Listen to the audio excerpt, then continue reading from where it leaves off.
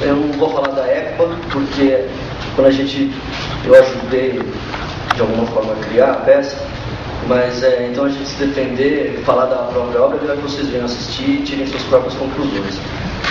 O artista explicando a obra é o fim da picada, né? Então eu vou fazer uma pergunta assim, será que a gente deveria voltar aos clássicos?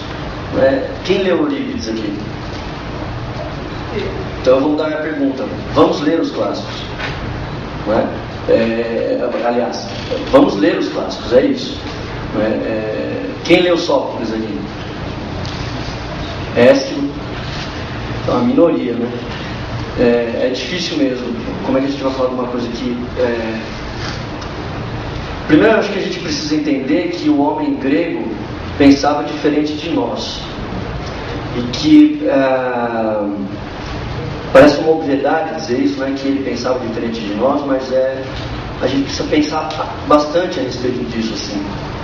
Porque o conceito, a ideia que o grego tinha para o teatro é absolutamente diferente da nossa.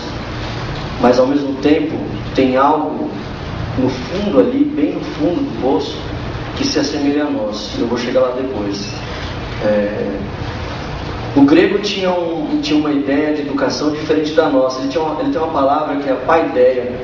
Inclusive é título de um livro do Werner Jäger, um alemão estudioso, enfim, sobre a cultura grega. E nesse livro, que se chama Paideia, onde ele explica toda a ideia de educação do grego. Para mim, assim, lendo, o que fica muito claro, assim, me parece, é que o homem, o ser humano, nós, eu, você, vocês, a gente, era o centro, era o cerne mesmo, para onde corria tudo que o grego fazia. Então, será mesmo? Será que é isso mesmo? Então, por exemplo, os deuses gregos eram todos com a forma do homem. Todos tinham inveja, todos amavam, todos eram filhos nascidos de uma traição, ou enfim. Então tinha um homem, não era um Deus amorfo, não era um Deus sem forma, não era um Deus inatingível, era um Deus com forma de homem. Deus com forma de homem, deuses com forma de homem. Na escultura, o que os gregos faziam? Tentavam reproduzir o quê? A forma do homem. A forma do homem. Então, de novo, o homem na escultura também aparecia para o grego. Na filosofia, os pré-socráticos, como Heráclito, Parmênides, enfim, cada um discutindo aquilo. Para o Parmênides, o universo era imutável, estático, né? Para o Heráclito era um rio que corre, que a gente nunca consegue chegar no mesmo ponto, no mesmo lugar. Mas, sempre outro, né? Então era um problema do cosmos, né? Um problema do universo. Eles estão discutindo o quê? O universo, o cosmos. Isso que a gente não conhece direito até hoje. E dali o grego foi para onde? Foi para o homem. Sócrates, conhece-te a ti mesmo. Eu sei que nada sei, enfim, esses aforismos que a gente conhece bem, já ouviu falar. Mesmo Platão, o problema era o quê? Era do cosmos, esse macrocosmos, esse universo, e o microcosmo, que é o quê? Que é o homem, o ser humano. Então eu já falei 3 coisas diante das quais, para as quais o grego dirigia toda a sua força, e todas diziam a respeito a quê? Ao homem. Na literatura, não é? Qual é o problema na literatura? Qual é o problema para o grego na literatura? Então, em Homero, que se é que foi ele que escreveu, mas a Ilíada, Odisseia, o problema é o quê? O problema é o homem diante do seu destino. Essa coisa terrível, essa coisa da qual a gente não tem escapatória, né? É uma coisa que é uma força que está ali sempre vibrando por debaixo da nossa razão, ou até mesmo na própria razão, né? Então, de novo, mesmo na literatura, o problema é o quê? É o homem, né? E depois, no Estado, toda a educação do povo grego era conduzida para o homem, para produzir um tipo de ser humano, um homem ideal. Eles conseguiram atingir esse ideal? Não sei. Muito bem. Penso que, então, para mim, se a gente colocar se a gente pudesse imaginar que aqui, daqui, de um ponto ao outro, fosse todo o período da história conhecido, e eu olhasse daqui, isso aqui está muito perto para mim, né? Isso aqui está muito perto. E se eu for me distanciando, essa distância, se eu for me distanciando, essa parte aqui vai ficando menor, muito menor, até eu precisar de um microscópio. E aí eu me pergunto se realmente a gente precisa voltar aos clássicos, ou se realmente a gente tem que fazer uma volta, se a gente tem que ir para lá, ou se esse lá ainda é aqui. Se esse lá ainda é aqui. Vejamos, quase todo o discurso das tragédias gregas envolve um elemento simples de dramaturgia, que é a contradição. O que é a contradição? Eu posso, mas não devo. Eu devo, mas não quero. Eu quero, mas não posso. Então, assim, sempre há um embate interno, sempre há um conflito interno. Quem aqui já não sentiu um conflito interno? Todo mundo, não é? Todos nós. Então sempre há um conflito interno, uma desarmonia, que talvez chegue a uma harmonia, mas sempre é uma relação de estou desarmônico, entre harmonia, mas logo em seguida eu volto à desarmonia, depois a harmonia. É como se fosse a diástole e a sístole, né? Diástole e sístole. Então esse é uma maneira de olhar para a tragédia, é uma maneira de verificar na tragédia que isso existe em qualquer tragédia que a gente leia, isso está lá. Mas por debaixo disso, tem os arquétipos, tem o mito, tem o mistério e tem o inexplicável, o inatingível. Eu fiz Antígona com a Juliana lá com Antunes, depois a gente fez eu fiz o Senhora dos Afogados com ele também, que é um tipo de tragédia, do Nelson Rodrigues. E no Nelson, por exemplo, toda a frase, embaixo de toda a frase, mesmo a mais cotidiana, mesmo a mais prosaica, tem alguma pulsão ali muito forte, uma pulsão de vida, uma pulsão de morte, tem sempre algo vibrando ali por baixo. Isso é outra questão, a questão do cotidiano, né? O grego não separava muito essa questão do profano e do sagrado. O sagrado tinha um pouco de profano e o profano tinha um pouco de sagrado. O sagrado era muito, mas muito presente para eles. Então o mistério, isso que às vezes a gente precisa ir para um lugar recôndito, às vezes um lugar, fazer uma viagem para ir, sei lá, para Machu Picchu, como o Gabriel gosta de dizer que Machu Picchu é a nossa Troia. Então a gente às vezes precisa ir para um lugar recôndito, mas esta viagem para um lugar isolado também é uma viagem para um lugar recôndito dentro de nós. Então acho que talvez, eu não estou aqui para dar nenhuma resposta, para dizer nenhuma verdade, mas talvez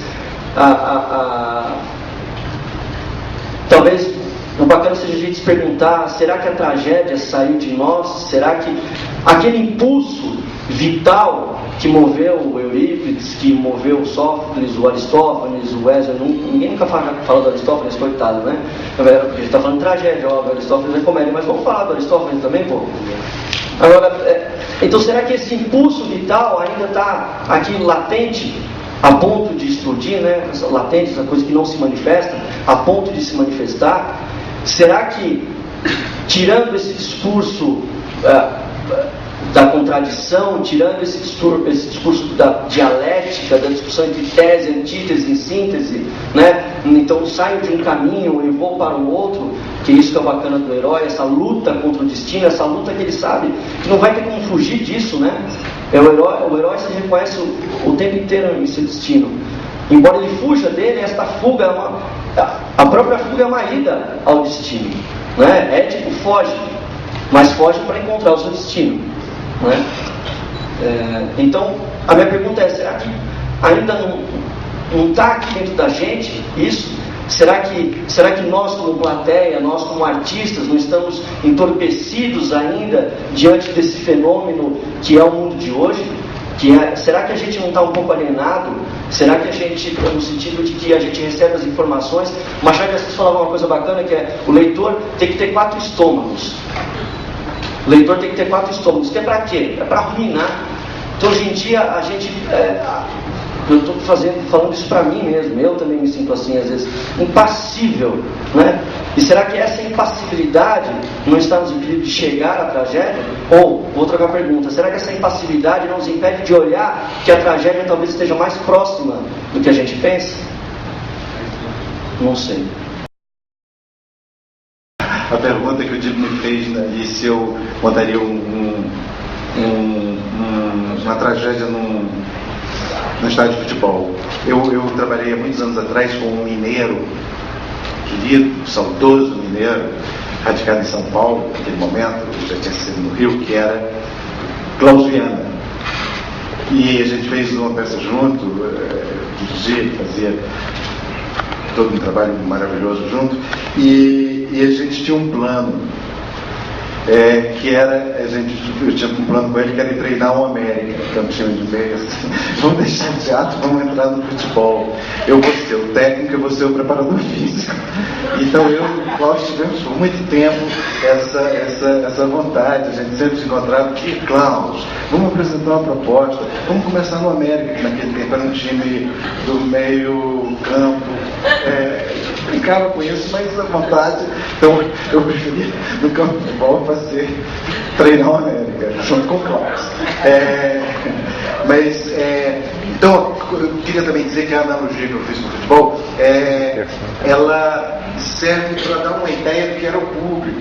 O próprio Barthes trata de dizer que existe uma distância grande que separa o esporte das tragédias antigas. Ele diz assim: o esporte não suscita senão uma moral da força, enquanto o teatro de Ésquilo provoca seu público a uma verdadeira emoção política, levando a chorar na tirania de um relhão bárbara ou de uma lei cívica inumana contra isso. Então, ele aliás faz um outro paralelo, claríssimo hoje, que diz: quem hoje choraria como se chorou a morte de Ésquilo, quando os atores chegaram para a plateia e disseram: Ésquilo morreu, que a plateia toda... E ele diz assim que estava em Paris quando morreu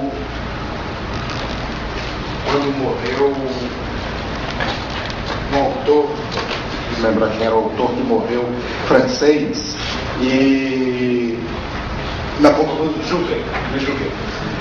E que disse que multidão também, mas ninguém chorava, as pessoas queriam ver os famosos para pedir autógrafos, tirar fotos juntos. É um comportamento muito diferente.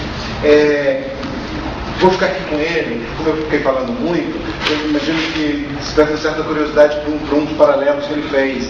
Ele tem uma coisa que ele diz assim, citando um pouco Claudel. Ele diz que uma definição interessantíssima de tragédia antiga, feita pelo Claudel. Claudel define a tragédia antiga: esse longo grito diante de um túmulo mal fechado.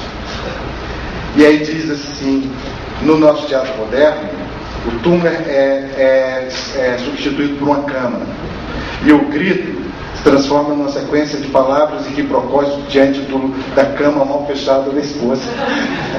Ele, enfim, os paralelos. Então, é isso, esse paralelo com o esporte, ele tem essa referência. É só uma questão da diferença do teatro na sociedade, daquela sociedade, e como é o nosso teatro hoje. E aí, na segunda parte do que eu disse, brevíssimo, o que quero dizer é que, como hoje nós somos César, hoje, aqui, Eurípides, porque cada vez que montamos um autor, nós somos esse autor. Quer dizer, para mim tem um personagem do Borges, que eu acho que é o perfeito padroeiro dos ensinadores, que é o Permenat, que escreveu o Quixote.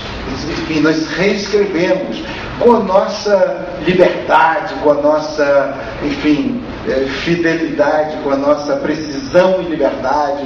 Ou seja, então nós somos hoje os gregos. E como então vamos a possibilidade de resolver essa questão de montar o impossível no caso da tragédia? Como nós vamos fazer hoje as nossas tragédias? Como nós fazemos a nossa tragédia? É muito comum os diretores que gostam só de encenar autores mortos, porque dizem, o autor não vem aqui, vai trabalhar e tal. Então, eu sou um diretor que adora ensinar autores vivos. E quando eu enceno um autor morto, eu sofro terrivelmente. Todo dia eu fico esperando o Tchekhov chegar, eu vou à bilheteria e digo, o Tchekhov não passou por aí. Eu vi o Tchekhov, não vem, o Shakespeare não vem hoje, será que ele vem hoje? E porque adoro que o cara veja isso. Então, o Eurípides vê hoje a sua, a sua peça reescrita, revivida, uma tentativa dele nessa outra sociedade, não é? Saber como se comportar, como dialogar com essa outra hipótese.